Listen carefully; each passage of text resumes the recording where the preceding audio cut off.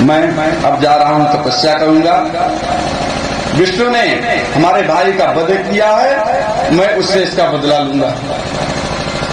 ऐसा निश्चय करके मंदराचल पर्वत पर चला गया तपस्या करने। हिरण्यकश्यप वहां जाकर के जब तपस्या करने लगा, तपस्या कैसे कर रहा, ऊर्ध्वबाहु नभोदृष्टि पादांगुष्ठा सितावनी, दोनों हाथ ऊपर कर लिया, ऊर्ध्वबाहु नभोदृष्टि, अपनी आंख जो है आकाश की तरफ लगा दिया, आकाश मंडल की तरफ, और पैर के अंगूठे पर खड़ा हो गया।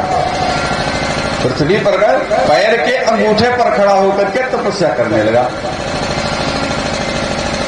अब जब यह तपस्या कर रहा था, इस प्रकार से सुखदेव जी कहते हैं, हे परीक्षित, हिरण्यकश्यप 100 वर्ष तक बिना कुछ खाए पिए तपस्या करता है, और वह तपस्या ऐसे करता, करते करते वो ब्रह्म भगवान में लीन हो गया, और उसके शरीर पे दीमक लग गई। उसके शरीर में दीमक लग गई। अगर हमारे शरीर पर मक्खी बैठ जाती तो हमको यह आभास हो जाता है कि हमारे ऊपर मक्खी बैठ गई, लेकिन हिरण्यकश्यप जब तपस्या कर रहा है तो उसके शरीर में दीमक लग गई, फिर भी इसको आभास नहीं हुआ शरीर में दीमक लग गई। तपस्या करते करते भगवान ब्रह्मा जी प्रसन्न हुए। जब ब्रह्मा जी प्रसन्न हुए तो ब्रह्मा जी आए और दर्शन देने के लिए। जब ब्रह्मा जी दर्शन देने के लिए आए तो ब्रह्मा जी से प्रार्थना किया, नमः आद्याय बीजाय ज्ञान विज्ञान मूर्ते प्राणेन्द्रिय मनोबुद्धि विकारय अव्यक्त मीश। हे प्रभु, आप आद्य बीज ही, अर्थात सृष्टि आपसे ही प्रारंभ होती है और सृष्टि आप में ही लय होती है। 5 ज्ञान, ये 5 महाभूत, 5 ज्ञानेन्द्रिया, 5 कर्मेंद्रिया, ये मन, ये सब सारे आपके ही विकार हैं। इस प्रकार से स्तुति की, और स्तुति करने के बाद फिर ब्रह्मा जी ने कहा कि तुम मुझसे वरदान मांगो, मांगना क्या चाहते हो। जब इस प्रकार से वरदान की बात कहे तो हिरण्यकश्यप ने ब्रह्मा जी से कहा कि प्रभु, अगर आप मुझको देना ही चाहते हैं तो हमारी मृत्यु किसी के द्वारा ना हो, ऐसा आशीर्वाद दे दीजिए। जब ऐसा कहा तो ब्रह्मा जी कहने लगे, देखो मृत्यु ना हो यह वरदान तो मैं नहीं दे सकता, मृत्यु ना हो मैं यह वरदान नहीं दे सकता। कहे कोई दूसरा वरदान मांग लो। कहे अच्छा ठीक है, मैं वरदान आपसे मांगता हूँ। कहे कि आप हमको यह वरदान दीजिए कि न मैं आपकी सृष्टि के द्वारा जो बनाए गए, इसलिए कि ब्रह्मा की सृष्टि से जब मेरी मृत्यु नहीं होगी तो मुझको मारेगा कौन, इसलिए कि सारी सृष्टि जो रचना संरचना हुई है वो ब्रह्मा के द्वारा ही हुई है। सृष्टि की संरचना, वंश विस्तार की जो कथा है वही से तो हुई, ब्रह्मा जी से ही। तो हे ब्रह्मन, आप हमको यह आशीर्वाद दीजिए कि आपकी सृष्टि के द्वारा, आपके द्वारा उत्पन्न किए गए जितने भी जीव जंतु हैं उनसे मेरी मृत्यु न हो, और मेरी मृत्यु न घर में न हो न बाहर हो, दिन में न हो रात्रि में न हो, और किसी अस्त्र शस्त्र से ना हो, जमीन पर ना हो, आकाश में ना हो। इस प्रकार से वरदान मांगा। ब्रह्मा जी ने कहा चलो ठीक है, मैं आशीर्वाद देता हूं। भाई प्रसन्न तो थे ही, इनको भी अपना साथ छुड़ाना था, इसके बाद पता नहीं क्या क्या मांगने लगता। कहे ठीक है जाओ, मैं तुमको आशीर्वाद देता हूं। आशीर्वाद दे दिए, आशीर्वाद दे करके चले गए। अब आगे जब यह हिरण्यकश्यप वरदान प्राप्त करके आया तो इसने घोषणा कर दी कि हमारे राज्य में कोई धर्म कर्म नहीं करेगा, कोई पूजा पाठ धर्म कर्म कुछ नहीं करेगा। इसलिए नहीं करेगा कि यदा देवेषु वेदेषु घोष विप्रेषु साधुषु धर्मे मयि च विद्येषा स आसु विनश्यति। जाओ, जो वेद का और देवता का, गाय का, ब्राह्मण का, सज्जन साधुओं का जो सम्मान नहीं करता, जो धर्म का पालन नहीं करता, वो बिना उसका विनाश हो जाता है। अब यह सोच रहा है कि अगर हमारे राज्य में धर्म कर्म इत्यादि होगा तो मेरा वर्चस्व कैसे होगा, इसलिए कि तो द्वारपाल तो भगवान का ही तो था। वैकुंठ लोक से ही तो आया था श्राप बस। ज्ञान तो है ही, पूर्व जन्म का जो ज्ञान है वो तो है ही, लेकिन श्राप के कारण राक्षस योनि में है। और इसने अपने राज्य में घोषणा कर दी कि अगर कोई धर्म कर्म करेगा, कोई भगवान विष्णु का भक्त होगा तो मैं इसका वध कर दूंगा। और अपने पूरे राज्य में घोषणा कर दी कोई विष्णु का पूजन नहीं करना चाहिए, जिसको पूजन करना हो वो मेरा ही पूजन करे और किसी का पूजन न करे। इस प्रकार से इसका अत्याचार बढ़ गया और अत्याचार बढ़ गया। परीक्षित कहते हैं, सुखदेव जी कहते हैं परीक्षित, इसके 4 पुत्र हुए। 4 पुत्रों में इसका छोटा, इसके एक छोटे पुत्र थे प्रहलाद। प्रहलाद इनके छोटे पुत्र थे। एक दिन प्रहलाद खेलते हुए अपने पिता की गोद में आ गए। पिता की गोद में आ गए तो बातचीत कर रहे थे। तो बातचीत जब कर रहे थे, अभी शांति बना देता तो ज्यादा नहीं। बोले वृंदावन बिहारी लाल के। तो अब बातचीत करने लगे प्रहलाद से। जब प्रहलाद से बातचीत करने लगे तो कहने लगे कि अच्छा प्रहलाद कुछ बताओ, कुछ बताओ। जब बताने की बात करने लगे तो अब प्रहलाद जी करने लगे, पिताजी देखो यह तो संसार है, संसार जैसे केली का बैल होता है, केली का बैल जो तेल पेर रहा है उसका बैल एक खंभे से बना है और बंद करके चारों तरफ ऐसे घूम रहा है। वो उतनी ही दूर में घूम रहा है जितना उसकी परिधि है। जैसे कोल्हू का बैल, कोल्हू के बैल की भांति है तो सारा संसार चल रहा है, परंतु जो भगवान हरि के शरण में नहीं जाता उसका कल्याण नहीं, संभव नहीं है कल्याण। अब जब इतनी बात कहे तो हिरण्यकशिपु को क्रोध आया। मैं अपने राज्य में घोषणा करता हूं कि हरि का सुमिरन मत करो, भगवान की पूजा अर्चना न करो, और यह हमारा ही पुत्र है जो कह रहा है कि हरि की ही शरण में जाओ। बड़ा क्रोध आया। जब क्रोध आया तो इसने क्या किया कि अपने गुरु जी के यहाँ पढ़ने के लिए भेजा। शुक्राचार्य जी के 2 पुत्र थे, संड और अमर, जो गुरु थे इनके, हिरण्यकशिप थे। इनको भेज दिया और भेज देने के बाद कहा कि जाओ इनको अच्छे से हमारे धर्म की शिक्षा, जो शिक्षा हमने निर्धारित की है वही शिक्षा इसको दो। कहने का मतलब अगर राजा जो पाठ्यक्रम लागू करेगा अध्यापक को वही पढ़ाना पड़ेगा, वो बाहर से अन्यत्र ज्ञान नहीं दे सकता। अगर सरकार कह दे गा से गणेश और नहीं गा से गधा पढ़ाओ तो अध्यापक की मजबूरी है, वो तो पढ़ाएगा ही गा से गधा। इसलिए कि राजा के अनुसार कार्य नहीं करेगा तो उसको वेतन नहीं मिलेगा। लेकिन गुरु के लिए तो ऐसे थोड़े होता। अब हिरण्यकशिपु जब संडामर्क के पास भेजा और कहा कि इसको हमारे हम दैत्यों की परंपरा जो है वह सिखाओ, इसको ले जाकर ले गए।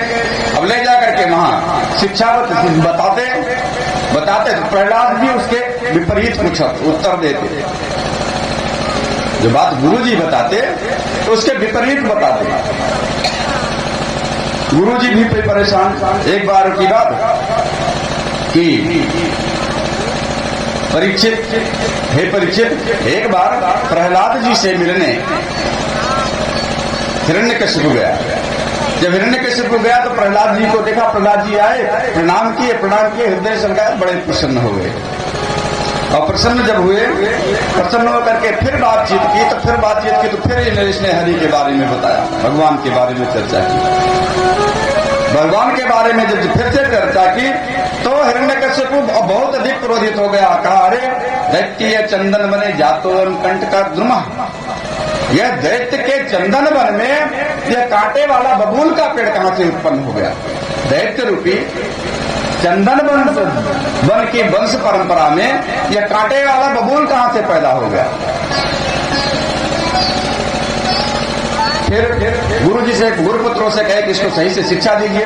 अब गुरुपुत्र शिक्षा दे रहे हैं। इसके बाद फिर काफी समय बीतने के बाद जब फिर से मुलाकात किए, फिर से इनसे मिलन हुआ, फिर चर्चा हुई कि बेटा क्या क्या पढ़े हमको बताओ। अब तक शिक्षा क्या हुई यह हमको बताओ। अगर बच्चा विद्यालय में पढ़ने जाता है तो माता पिता का भी धर्म बनता है कि विद्यालय में वो क्या पढ़ के आ रहा है यह पूछना चाहिए। विद्यालय के ही भरोसे नहीं रह जाना चाहिए। अरे विद्यालय में जा रहा है, विद्यालय तक पता नहीं पहुंच रहा है कि नहीं पहुंच रहा है, बीच में ही गायब है। तो यह माता पिता का भी कर्तव्य है कि अगर बच्चा पढ़ने गया है तो वह पढ़ने गया तो क्या पढ़ा क्या नहीं पढ़ा इसके बारे में भी पूछना चाहिए। कथाओं से हमको एक प्रेरणा मिलती है, जीवन जीने की शैली देती है कथाएं।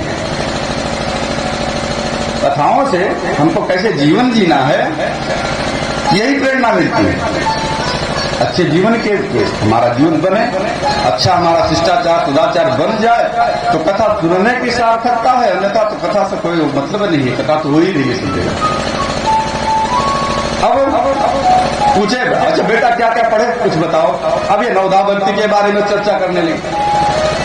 कहे पिताजी भगवान की भक्ति 9 प्रकार से की जाती है। श्रवणम कीर्तनम विष्णु स्मरणम पाद सेवनम अर्चनम बंदनम दास्यम सख्यात्मा निवेदनम। नवधा भक्ति की चर्चा की। कहे भगवान की श्रवणम, भगवान की कथा का श्रवण करना चाहिए।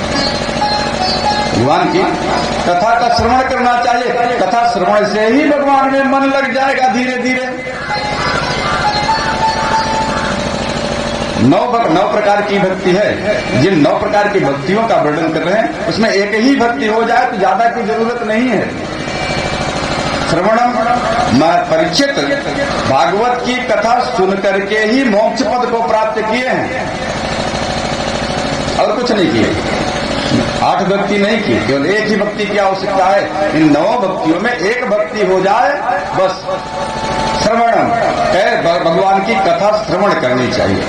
फिर कीर्तनम, भगवान हरि के नाम का संकीर्तन करना चाहिए। नारद जी हमेशा भगवान का नाम कीर्तन ही करते रहते हैं, नाम संकीर्तन नहीं करते। अपनी वीणा से नारायण नारायण करते हुए नारायण नारायण करते रहते हैं। विष्णु स्मरणम, और भगवान का ही स्मरण करना चाहिए।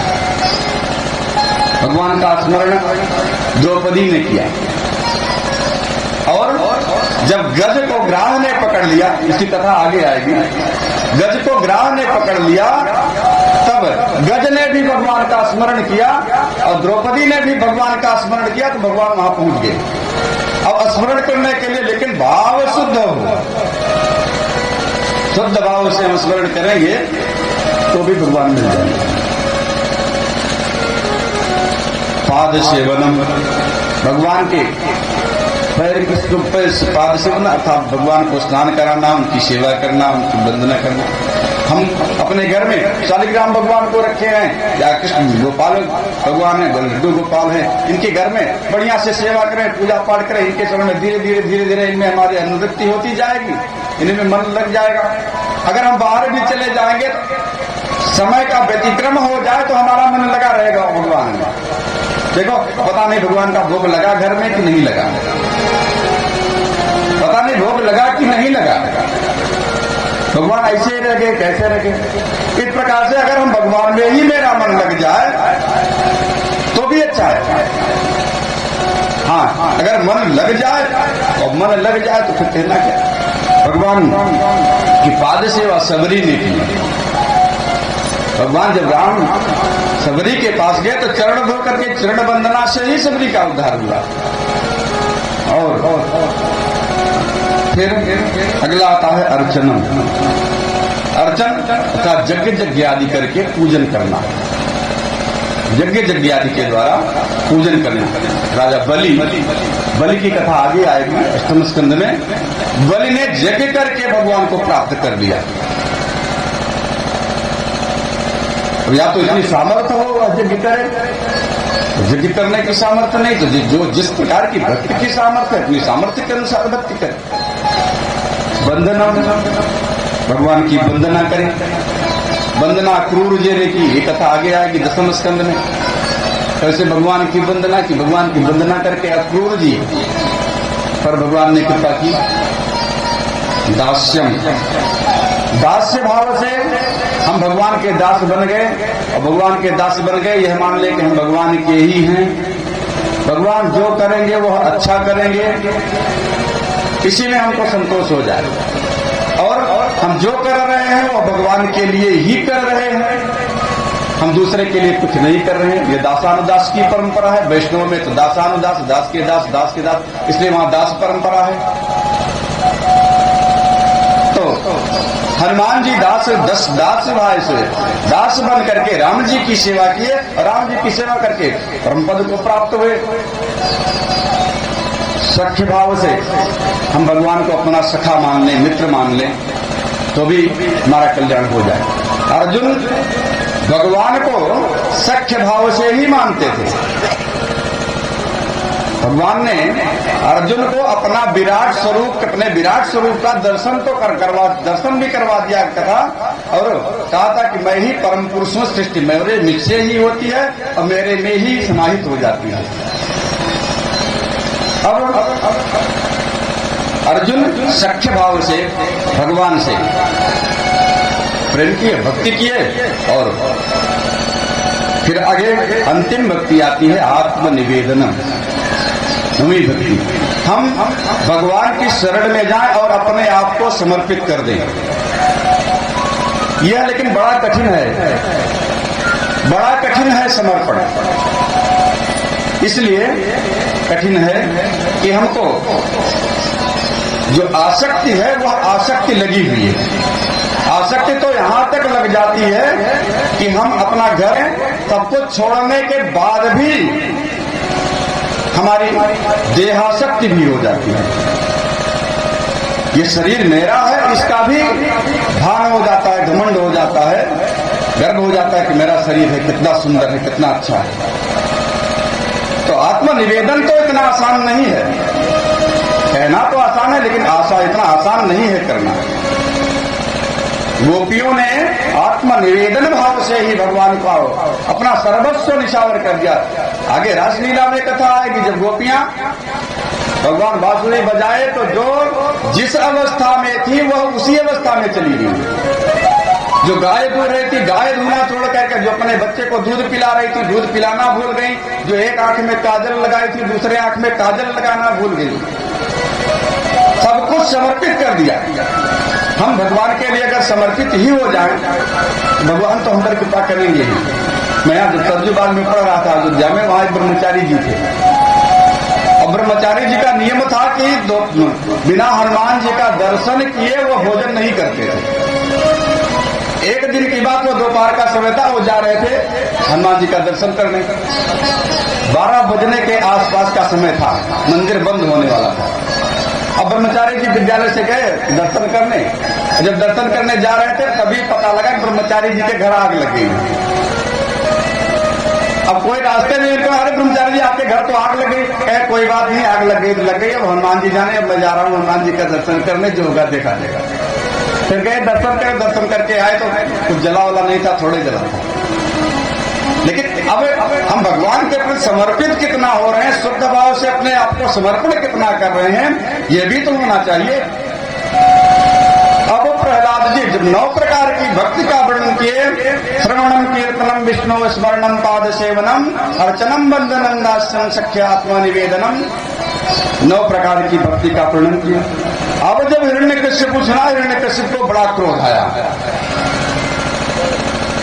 और जब क्रोध आया तो गुरुपुत्रों से कहने लगा, अरे ब्रह्म मत हो, तुम लोगों ने इसकी कैसी शिक्षा दी, यह कैसी शिक्षा दी? अरे हमने तो कहा था जो हम राक्षसों के कुल की परंपरा की जो शिक्षा है वही शिक्षा दो, और तुमने यह कैसी शिक्षा दी है? तो भगवान के बारे में, हरि के बारे में हमने तो कहा हमारे राज्य में न नैष्ठव्यम न दातव्यम, न कोई यज्ञ आदि करेगा, न कोई दान देगा, न भगवान की चर्चा करेगा, और तुमने ये कैसी शिक्षा इसको दी?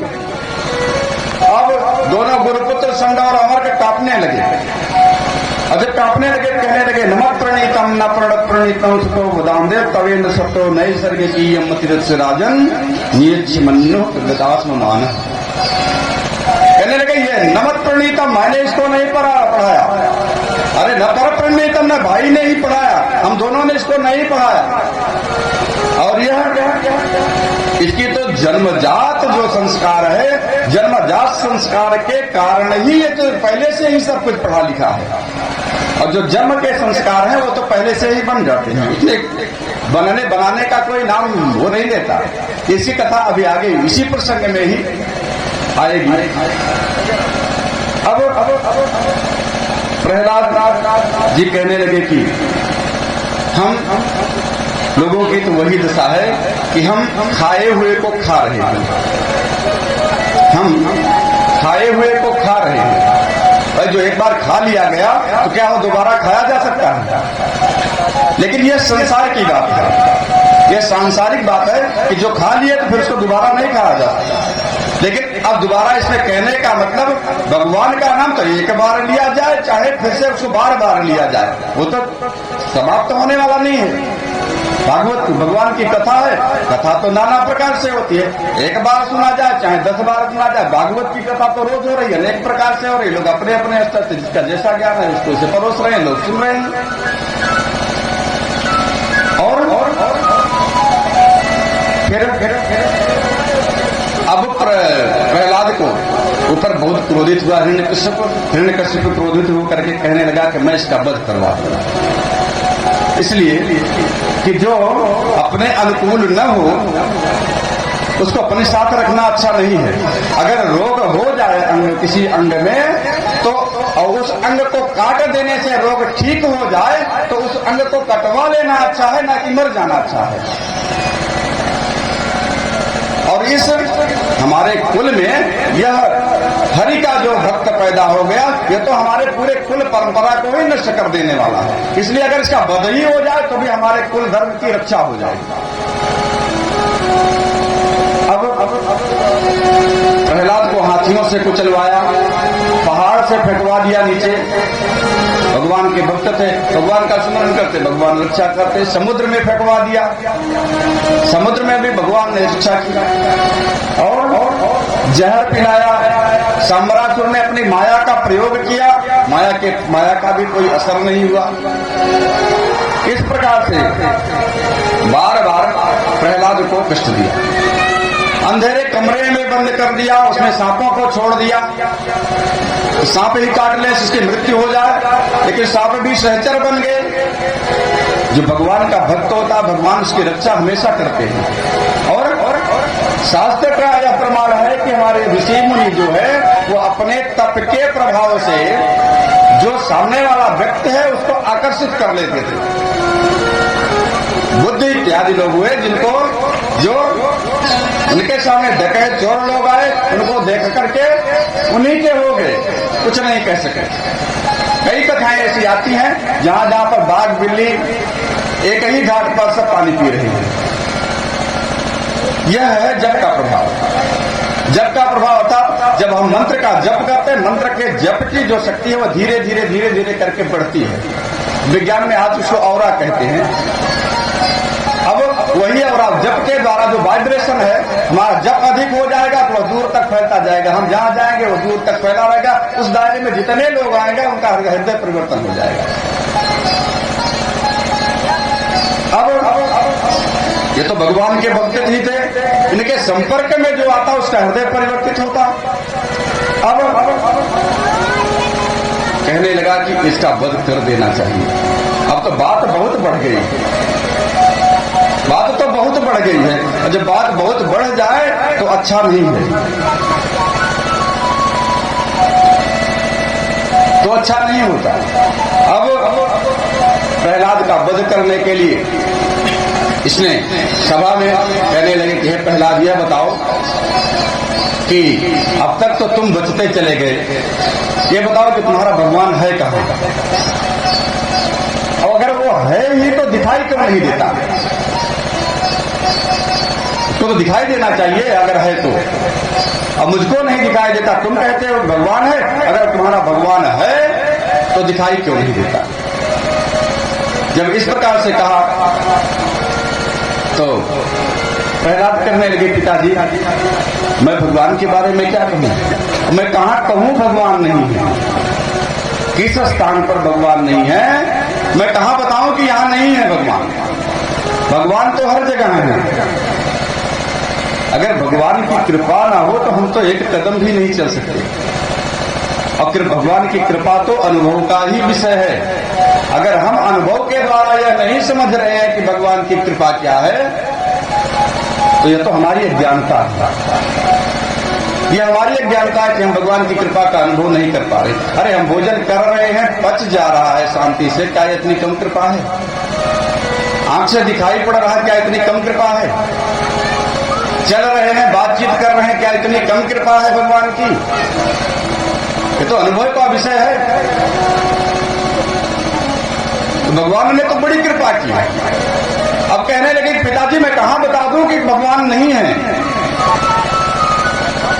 जब इस प्रकार से कहा तो और क्रोधित हो गया।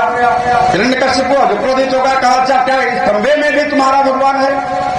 अब ये कहने लगे कह रहे पिताजी मैं कैसे कहूं, हमको तो खंबे में भी भगवान दिखाई देता है। इसलिए भगवान की सत्ता हर जगह है, जड़ में भी है और चेतन में भी है। वह जड़ को भी चेतन कर देता है, चेतन को भी जड़ कर देता है। ये उसका स्वभाव है, ये उसी का अपना गुण है। जैसे आगे की कथा आई उसमें जड़ भरत चरित्र में भरत जी ने कहा कि भरत जी से जब राजा रघुगण ने कहा कि जब चावल जो है बटलोई में पकाया जाता है, जब बटलोई में पकाया जाता है तो जल भी गर्म होता है और वह चावल भी गर्म होता है, तो क्या आत्मा को कष्ट नहीं होता है? यही बात तो कहा था कि राजन आप जिसकी चिकित्सा करने की बात कर रहे हैं, चिकित्सा तो शरीर की जाती है, आत्मा की चिकित्सा नहीं की जाती है। और जब आत्मा की चिकित्सा नहीं की जाती, आप आत्मा चिकित्सा करने की बात कर रहे हैं। बटलोई में जब अब एक उदाहरण दे रहे थे राजा रघुगण कि जब बटलोई में चावल पकेगा और जब चावल पकेगा तो चावल भी गर्म होगा और पानी भी गर्म होगा। अर्थात अगर किसी के शरीर पर चोट की जाएगी तो चोट आत्मा को भी लगेगी। यही रघुगण को भरत जी ने कहा कि नहीं ऐसा नहीं है। जिसको तुम आत्मा मान बैठे हो वास्तव में वह मन है। जिसको तुम आत्मा समझ रहे हो वह मन है। मन तो जड़ है। मन जो है वास्तव में मन जड़ है और चैतन्य क्या है? वह आत्मा चैतन्य है। शरीर में पंच महाभूत, 5 ज्ञान इंद्रिया, 5 कर्म इंद्रिया और मन। इसके बाद फिर आत्मा अलग है। आत्मा जब इससे अलग होती है तो पंच महाभूत अपने में, 5 ज्ञान इंद्रिया अपने में, कर्मेंद्रिया अपने में और मन भी अपने आप में अहम अहंकार तत्व में जाकर के फिर से समाहित हो जाता है। लेकिन जो जीव है ब्रह्म है वो ब्रह्म में लीन होता है अथवा फिर से उसका दूसरा जन्म होता है। अब प्रहलाद जी भगवान है बहुत क्रोधित हुआ, कहा तुमको मूर्ख, तुमको इतना भी पता नहीं क्या जड़ वस्तु में भी भगवान हो सकता है? तुरंत अपना खड्ग निकाला, खड्ग निकाल करके खम्भ पर बड़े जोर से प्रहार।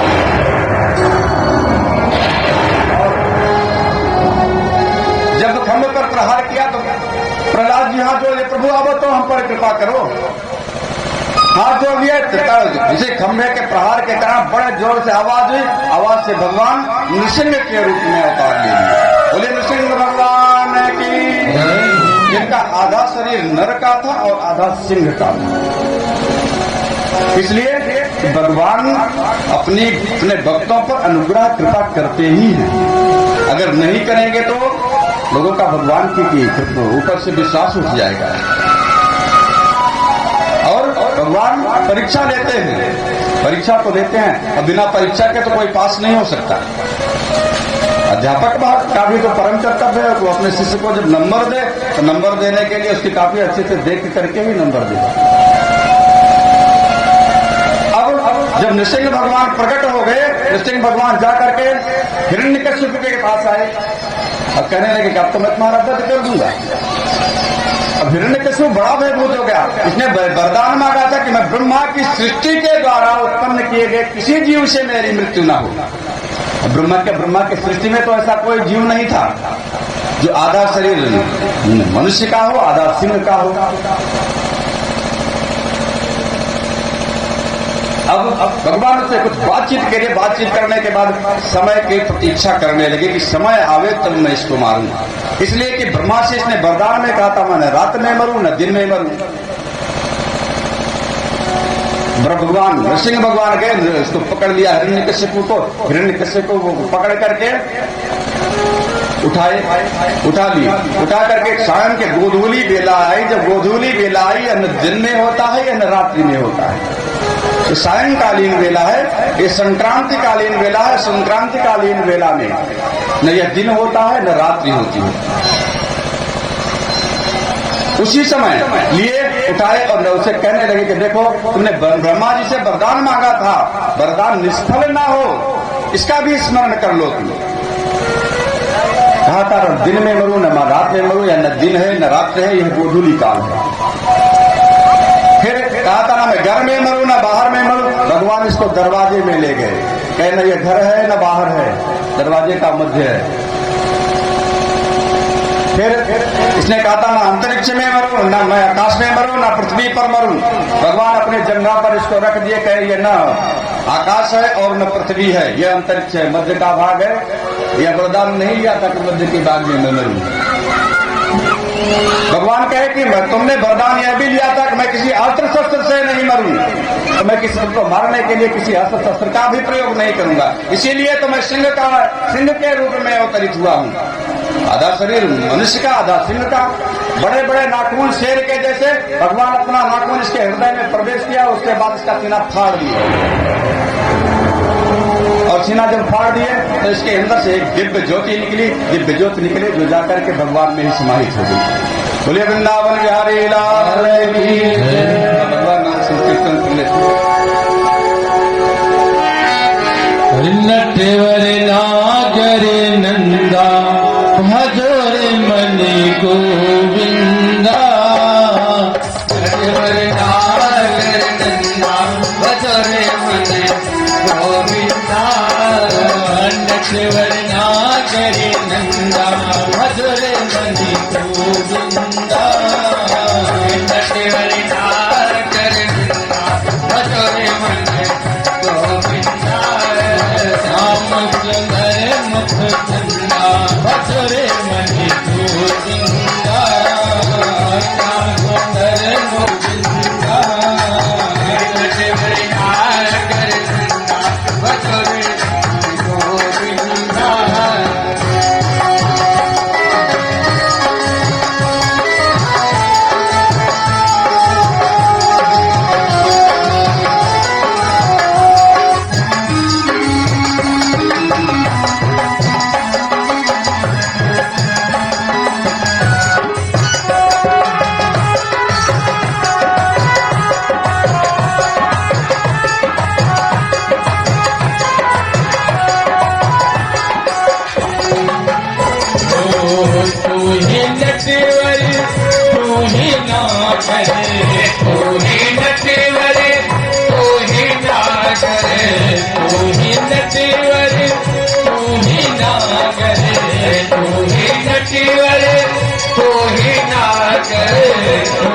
पाल मुकुंदा भजोरे मणि गोविंदा। भजोरे मणि गोविंदा। नटवर नागर नंदा भजोरे मणि गोविंदा। नटवर नागर नंदा भजोरे मणि गोविंदा।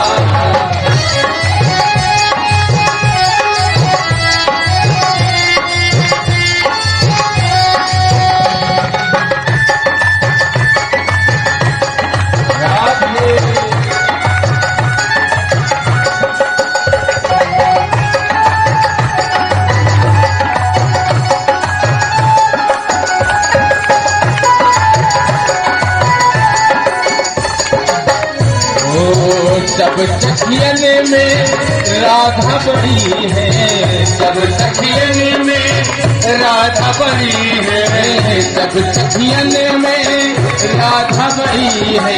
सब सखियन में राधा बड़ी है। जो नदियन बिच गंगा भजोरे मणि गोविंदा। जो नदियन बिच गंगा भजोरे मन गोविंदा नटवरनागर नंदा भजोरे मन गोविंदा नटवरनागर नंदा भजोरे मन गोविंदा।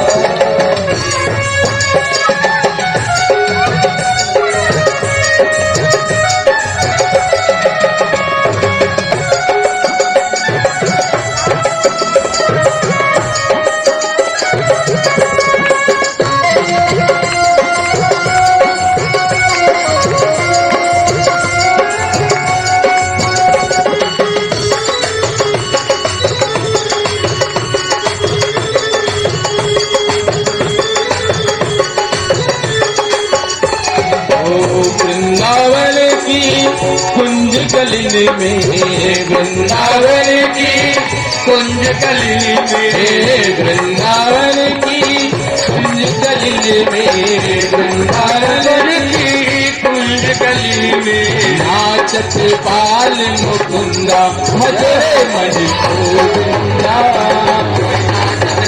अब हिरण्यकशिपु का जब वध हो गया, भगवान नृसिंह भगवान बड़े क्रोध में,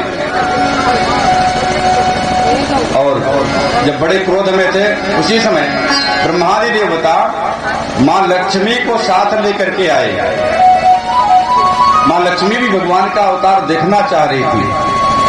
अब आई तो देखी, अरे यह गजब का स्वरूप, लक्ष्मी को आगे करके लाए, लक्ष्मी देखी यह स्वरूप और भाग करके पीछे चली गई।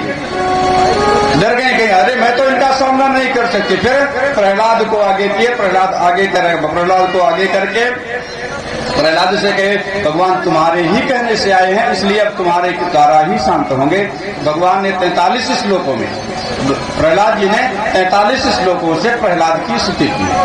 प्रहलाद ने 43 श्लोकों से भगवान की स्तुति की और स्तुति जब की भगवान प्रसन्न हुए। बड़े प्रेम से प्रहलाद जी के सिर पर हाथ फेरा और हाथ फेरने के बाद कहने लगे पुत्र तुम क्या चाहते हो, आशीर्वाद मांगो। भगवान जब कृपा करते हैं तो कृपा तो सीमित है भगवान की। भगवान आए कहने लगे वरदान मांगो। अब प्रहलाद कहने लगे प्रभु अगर आप मुझको देना ही चाहते हैं, त्रिसप्ता पिता पूता पितृभि सहते न हे प्रभु आप हमको यह आशीर्वाद दीजिए कि मेरे 27 पीढ़ी के जो पितर हैं वे पवित्र हो जाएं। एक पीढ़ी के नहीं, 27 पीढ़ी के। और ऐसे भी कहा जाता है कुलम पवित्रम जननी कृतार्था वसुंधरा भाग्यवती च धन्या स्वर्ग स्थित संपितरोपि धन्या इसमें कुले वैष्णव नाम ध्येय। जिसके कुल में एक वैष्णव हो जाता है उसका पूरा कुल पवित्र हो जाता है। कुलम पवित्रम कुल पवित्र हो जाता है। जननी कृतार्था वह उसकी माँ धन्य हो जाती है। जिस माँ की कोख से वैष्णव जन्म ले लेता है उसकी माँ भी धन्य हो जाती है। वसुंधरा भाग्यवती च धन्या, वहां की पृथ्वी भी धन्य हो जाती है कि उस भूमि पर उस वैष्णव का जन्म हुआ, भगवान के भक्त का जन्म हुआ। स्वर्ग स्थित संपितरों पे धन्या, जो उसके स्वर्ग में पितर इत्यादि हैं वे लोग भी धन्य हो जाते हैं कि उनके कुल में कोई वैष्णव हो गया, भगवान का भक्त हो गया।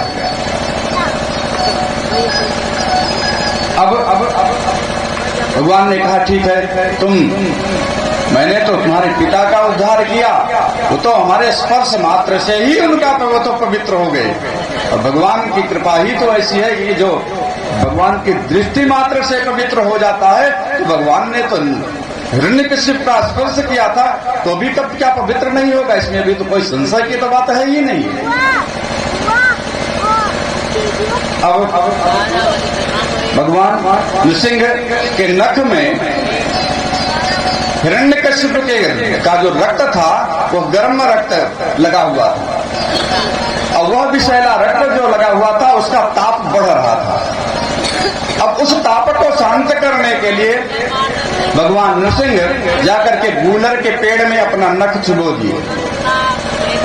जब गूलर के पेड़ में नख चुबो दिए तो ताप तो पेड़ में उतर गया।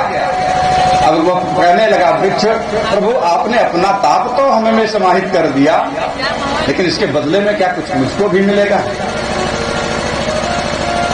तो भगवान ने कहा जाओ मैं आशीर्वाद देता हूं कि जो स्नान करके तुम्हारे नीचे से, जो स्नान करके तुम्हारे नीचे से जाएगा, उसके स्नान का जो फल है वह तुमको प्राप्त हो जाएगा। इसलिए अगर कोई व्यक्ति मर जाता है तो जो दूध वाले पेड़ हैं, हम उसके नीचे से उसकी लाश लेकर नहीं जाते हैं। ये हमारे यहाँ कुल की परंपरा है कि वह स्नान इत्यादि किया है, वह भगवान का नाम नहीं ले सकता, लेकिन जो भगवान का नाम लेकर के जाएगा उसका फल, उसके स्नान का फल वह पेड़ नहीं लेगा, लेकिन वह तो मर गया है। जो जीव, उसका पार्थिव शरीर है, वह उसका शरीर स्नान करके जा रहा है, शुद्ध होकर के जा रहा है, उसके नीचे से जाएगा, इसलिए वह अशुद्धि प्राप्त हो जाएगी इसमें, इसलिए हम उसके नीचे से इसको नहीं ले जाते। बोले वृंदावन बिहारी लाल की। तो इस कथा होने के बाद परीक्षित ने प्रश्न किया कि प्रभु आखिर इस राक्षसों के वन में, घर में, कुल में यह प्रहलाद इतना भक्त कैसे पैदा हो गया? प्रहलाद इतना भक्त कैसे पैदा हो गया? ऐसी शंका होती है कि अगर माता पिता बड़े सौम्य सुशील स्वभाव के हैं, अच्छा गुण है उनका, उनके परिवार में कोई दुष्ट बच्चा पैदा हो जाए तो विचार होता है ये पता नहीं कहां से पैदा हो गया। लोग समाज में ऐसे भी कहते हैं। अब परीक्षित कह रहे हैं कि यह राक्षसों के कुल में कैसे पैदा हो गया इतना भगवान का भक्त? तो परीक्षित कहने लगे, सुखदेव जी कहने लगे, परीक्षित एक बार जब यह मंदराचल पर्वत पर चला गया तपस्या करने के लिए हिरण्यकशिपु, इसकी पत्नी कयाधु गर्भवती थी। जब कयाधु गर्भवती थी तो इंद्र ने देखा कि कयाधु गर्भवती है। इंद्र को बड़ी गर्व थी, राज्य की तो बड़ी शंका रहती इंद्र को, कहीं हमारा राज्य न छिन जाए। तो इंद्र ने सोचा कि कयाधु के गर्भ में जो बच्चा पल रहा है मैं इसको मार का वध कर दूं। वध करने की इच्छा से कयाधु को लेकर के जा रहा था इंद्र। रास्ते में नारद जी मिल गए। पूछने लगे, अरे इंद्र इस स्त्री को कहां ले जा रहे हो? कयाधु को कहां लेकर जा रहे हो? अरे तो गर्भवती है, स्त्री है। कैसा ऐसा ये गर्भवती है, इसके पेट से तो राक्षस ही पैदा होगा, मैं इसका वध कर दूंगा। तो नारद जी कहने लगे कि इसका निर्धारण तुम कैसे कर लिए कि राक्षस के राक्षस ही पैदा होगा? इसका निर्धारण तुम कैसे कर लिए? अरे ऐसी तो कोई बात है नहीं कि राक्षस के राक्षस ही पैदा होगा। तुम यह गलत कार्य कर रहे हो, ऐसा कार्य मत करो। इसके गर्भ से भगवान का भक्त पैदा होगा। इंद्र वहीं कयाधु को छोड़ दिया। नारद जी कयाधु को लेकर के आया आश्रम पे, और वहीं भगवान के नामों का स्मरण कराया, कथा सुनाई, और कयाधु के गर्भ में होने के कारण प्रहलाद जी को ज्ञान दिया, गर्भ में ही ज्ञान दिया। यह व्यास गद्दी की महानता है कि अगर हम किसी का सुधार करना चाह रहे हैं, किसी के कुल का, परिवार का सुधार करना चाह रहे हैं, तो हम